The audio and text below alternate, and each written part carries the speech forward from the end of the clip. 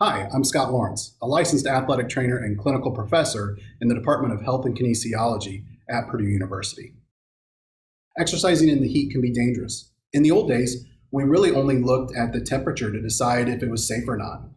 We've really learned quite a bit in the years since and know that it's a much more complex process than that.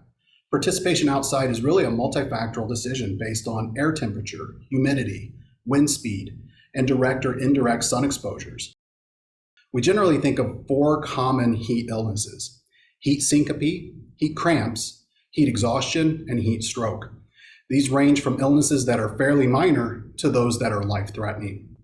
Some of the signs and symptoms we can look for in somebody exercising in the heat include things like extreme fatigue, muscle cramping, hot red skin, lightheadedness, dizziness, nausea and or vomiting, a fast, weak pulse, confusion or disorientation, and an elevated core body temperature.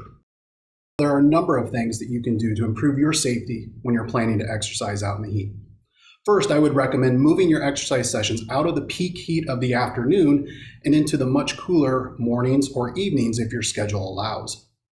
Next, take frequent rest breaks every 20 or 30 minutes, perhaps in the shade if possible, and make sure that you're hydrated and staying hydrated throughout the exercise session. Don't wait until you're thirsty to take a drink. Be proactive and consume 7 to 10 fluid ounces of water or sports drink every 20 or 30 minutes. Lastly, you'll want to moderate or lower your exercise intensity and take it just a little slower if you can. I think it starts perhaps with lowering your expectations.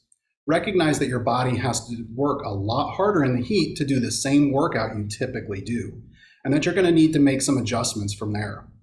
One of the easiest things you can do is to lower your exercise pace, or perhaps decrease some of the distance you plan to run or cycle that day. Another thing you can do is to keep a steady effort throughout the exercise session and avoid any really high intensity intervals that may cause your body temperature to spike. The first thing to do is remove that person from exercise and from the heat. You need to get them into a cool area. A shaded spot is okay, but it's better if you can get them into an air-conditioned space indoors.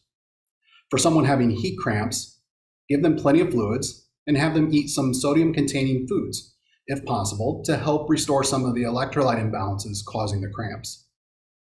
One of the main things you can do to accelerate the cooling process is removing any excessive clothing or equipment the person has, and have them lay down and elevate their legs above the level of their heart. In severe cases, there may be a need to rapidly cool the individual by placing them in a pool or tub of cold water, or using ice towels to cover their body. In these cases, it's really important to seek medical attention.